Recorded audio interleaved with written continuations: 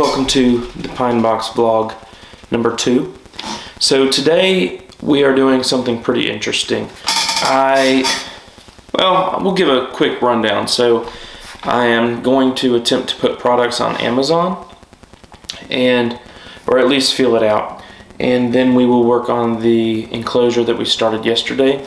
And then I need to make some kind of sign to show I'm recording that I can put on my door. So I'm thinking maybe getting the same width of an enclosure backplate and doing like a clear acrylic backplate, just putting LEDs on it, and I'll write something fancy, of course, on that with the Glowforge. So let's get to it. As you probably know, the market is pretty slow right now. I'm still making it, but it's not the market that it was 2 years ago or even last year. I mean, if you're sitting idly, then you're not making it. You may have seen that several shops have closed their doors, and then a lot of the part-timers have just gone inactive. It's just not a good place right now. With the economy, gas prices are high, grocery costs are high, childcare is high, rent is high, everything is high right now, which means that people do not have as much expendable income. So with that being said, it has not been great, but it's kind of a blessing in the way that it has forced me to, I wouldn't say adapt, but forced me to kind of seek out other ways of doing things that I probably wouldn't before. And like a lot of things like that can be blessings. Like I used to not use reverb, and now I don't sell a lot on reverb, but I do get, I have good contacts with reverb now, and they've been really great to work with. And then I'll sell, maybe 4 or 5 pedals a month on reverb that I may not have sold otherwise. So I'm selling something on reverb usually. So the Amazon decision, as a consumer, we have preferences. So my thinking is that when I want to buy something, I typically go to Amazon. If I need mower parts, you may go to greenpartsstore.com, where I run up to the local John Deere dealer, and that's where I prefer to buy stuff. If I am buying food, we prefer Aldi over Kroger. We all have preferences for whatever reason. A lot of buyers prefer reverb.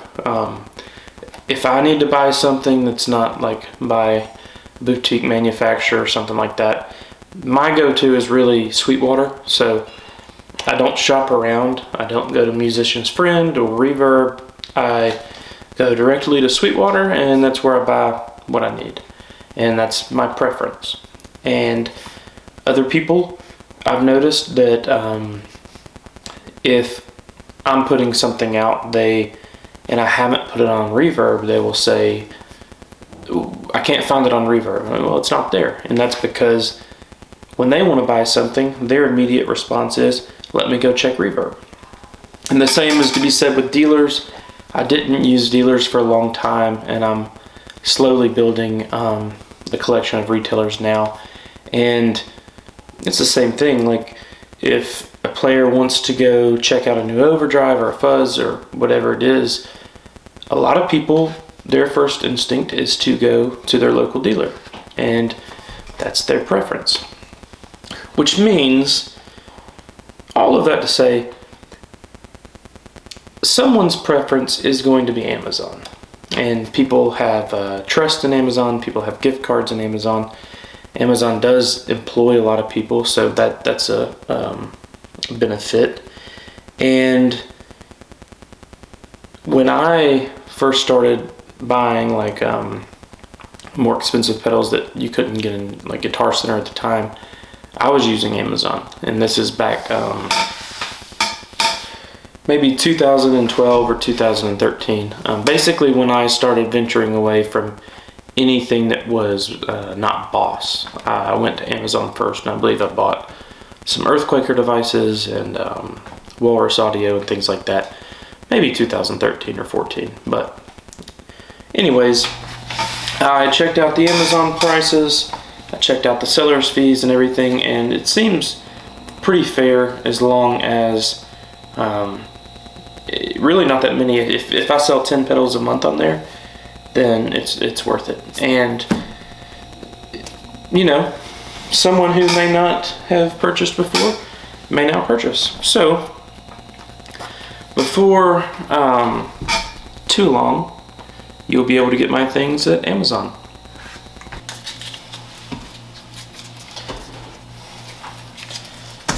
Okay, so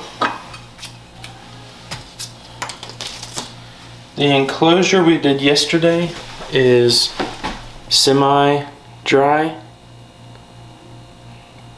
and it is better. I peeled the paint and did just a tiny bit of scuffing yesterday. Peeled the tape. That's closer to what I was thinking, but still not quite there. So this looks interesting. It looks grungy, but to me it's not worth wasting the fantastic work that was done with the UV printing. Not yet. So I think we will tape again.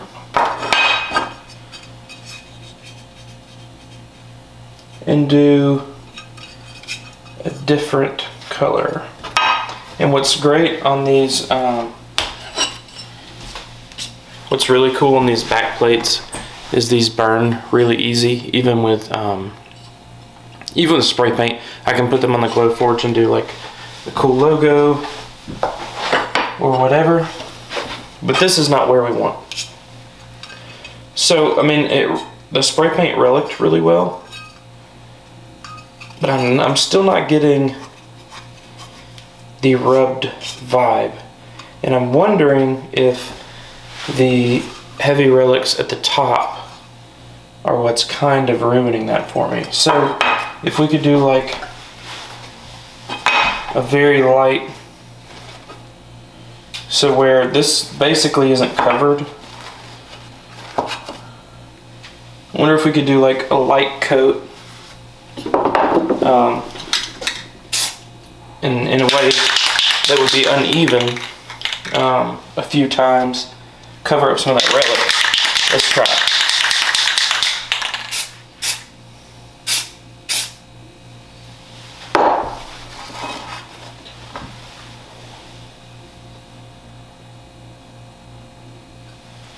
That's closer.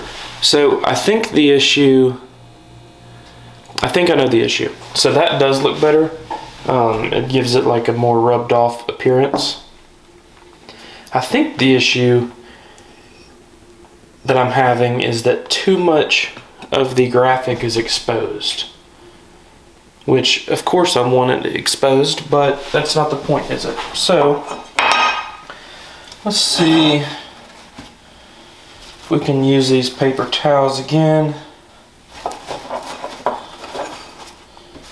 It's not like a super random pattern this way, but it should shield it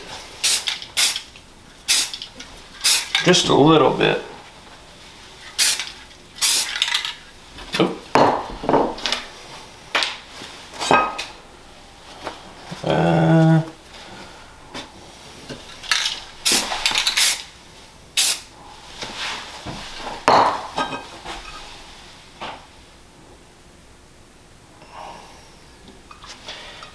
That can work if a little bit of that will come off.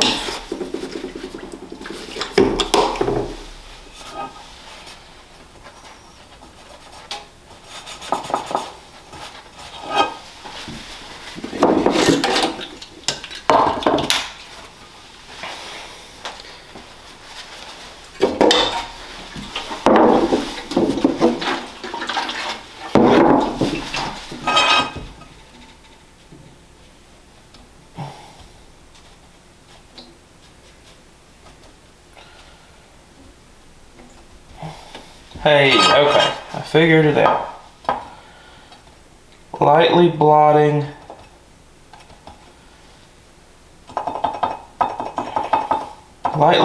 with acetone seems to be clearing it up, but not giving it that smudge effect, which is, you know, what we were wanting.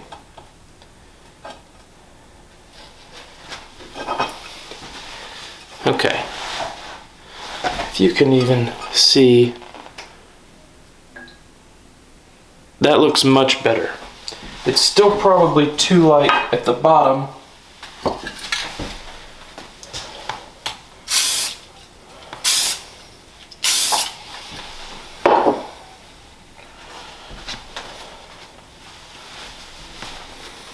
So let's fix that. See if I can knock some of that off without chemical. Nope. Okay.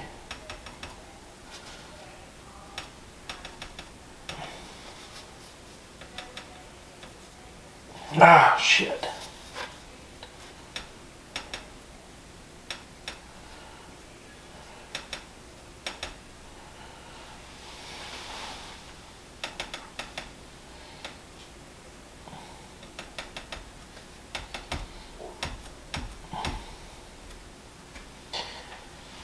It's definitely better.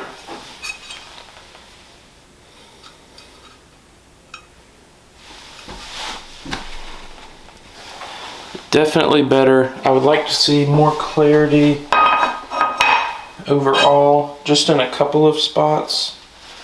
So let's see.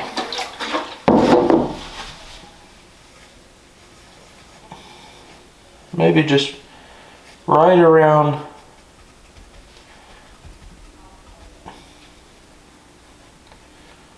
the main area. I would love for it to be completely clean there.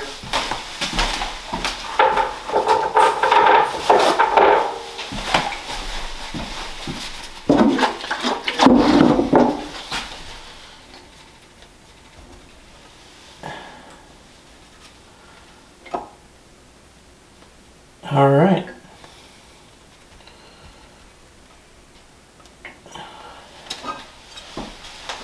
I think that, as far as like a one tone, one color, I think that's as close as I'm gonna get. So that's good. Now I can play with the laser and the little emblem that I made. Anytime you're doing spray paint can work okay. It really can. Plenty of people do it. Even larger companies do it. But I would recommend clear coating.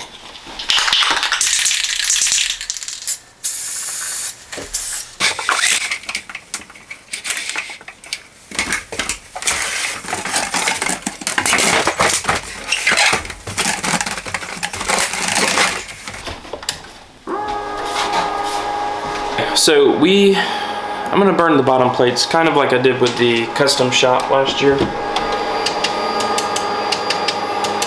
I'm going to etch that bottom plate. I did make kind of a new, not logo, but something to distinguish these from other stuff that I've done. You know, while this is going, you know what might be a good idea? I don't know the burning temperature of that spray paint, but putting a heat gun really close to it may crack it. I'm pretty positive it'll crack the clear at least. So give it a little bit of a crack. All right, here we go.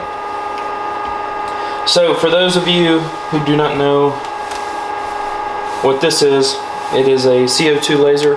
So it won't cut through metal, but it'll cut through any wood, it'll cut through spray paint, it'll cut through powder coat, acrylics. You can really do quite a bit with it.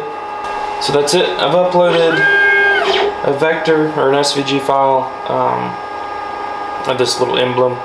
It's preparing it. I press play. It's as easy as that.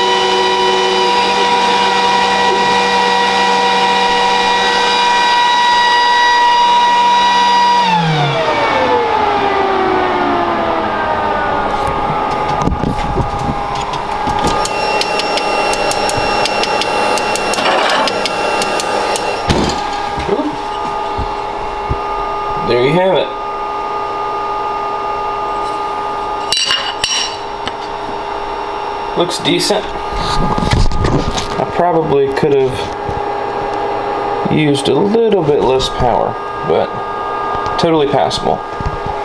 Okay, so we're done with the front plate. Let's see if we can get a focus. Looks pretty good, pretty cool. So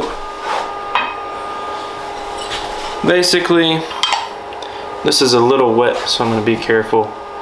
You have your back plate that is etched with the Glowforge, pretty heavily reliced, and then finally moving to the front UV print.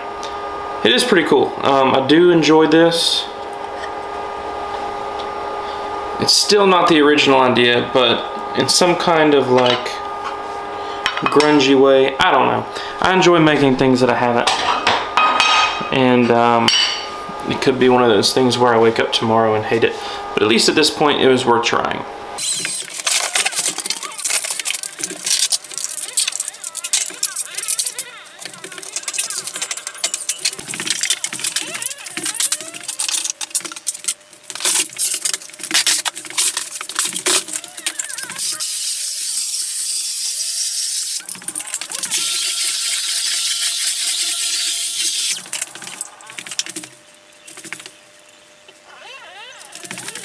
Alright, not pedal related in any kind of way, but nonetheless, my favorite part of the day, we're going to mow.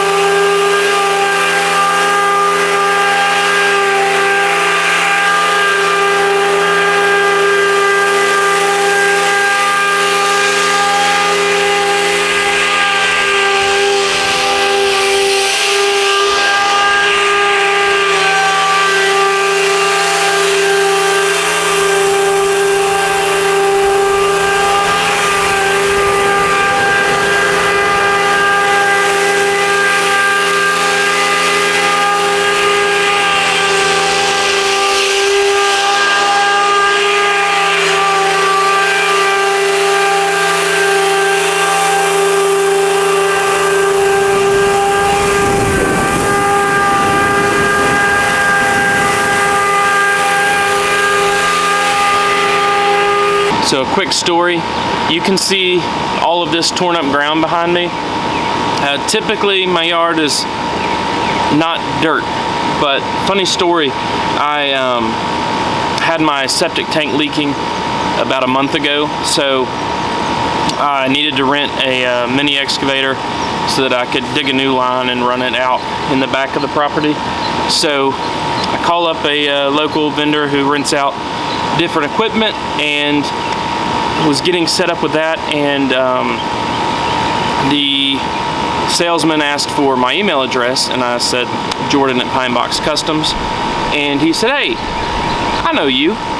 And long story short, he is a guitar player, he is a pedal lover, and he ended up giving me like a I can't mention any names, but we worked together, and it was really pretty great. I got the equipment that I needed and was able to take care of the property, and especially as I mentioned earlier, with sales being slow and money being tighter, well, you know, in this economy, it was really fantastic to kind of meet someone else who shares the same passion for what I do, and yeah, it's a pretty fun story. Anyways, let's get back to it. I have about another 2 hours on this, and then I'll be back in the shop.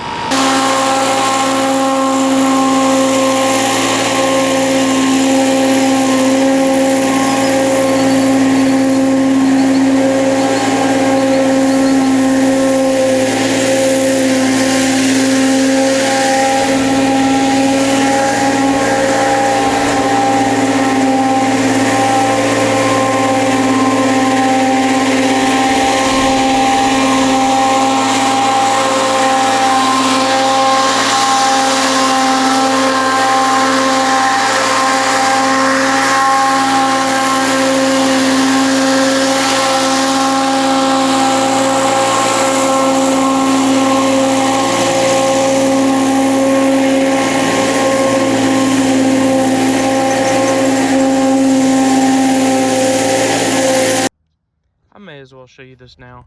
So this is the front of my property, and the reason we tore up the septic tank was water was pooling right here to where I couldn't cut, and I assumed this mound here you see came all the way down to here, and then all of these trees were just like that, or like that back there. And you know, when they put the house in, they pushed all of the trees and all of the dirt up and created a mound here. So I figured the water was coming down, hitting that mound, wouldn't pass. When in reality, the septic was broken right here. Why they ran it to the front of my property, I don't know. But it was broken, flooding the yard. I reran that. It's fine now. But I already started to clear these trees. So this weekend, that's what we'll be working on. That's why everything is a mess right now. I ran an excavator through here and finished out this ditch. I ran an excavator through there and finished out that back ditch just to make sure everything was going down, to fix the drainage issue. And I knocked these trees over and removed the mound. The excavator I had first was too small to get these stumps out, so that's what I'll be doing this weekend, pulling these stumps. And then this tree here, let's move. This tree here and everything to the left of that is going. So we'll be knocking that out, and then we have finished most of this front ditch. All of that dirt will be taken down to smooth it out so that you will have, you know, a flat yard. We're gonna keep some trees. We like the birds, we like the privacy, but all of this has to go. And there you have it. The new ditch is too steep for this mower. Gotta pull it out.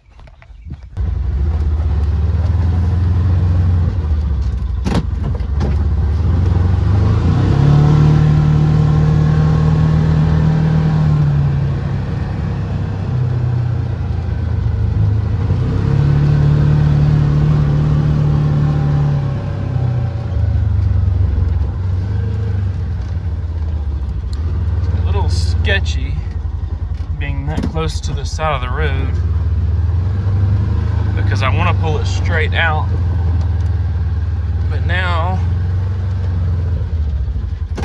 we're in the middle of the road to do that. So let me think. It'll be all right.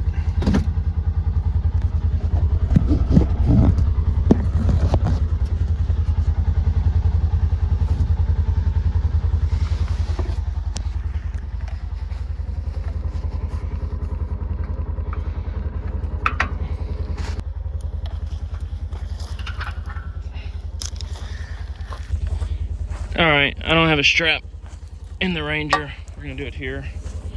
It'll be alright. It's a new mower, but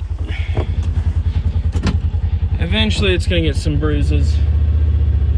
If it starts to look like it's getting messed up, we'll stop pulling. Come on. There we go.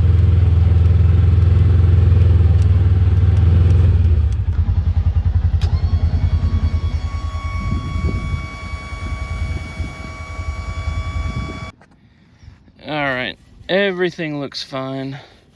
It did get caught a little bit, but it's a commercial mower. This is at least like 3/8 inch steel, and it is fine.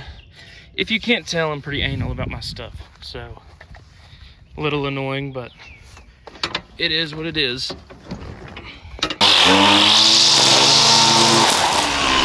Ah!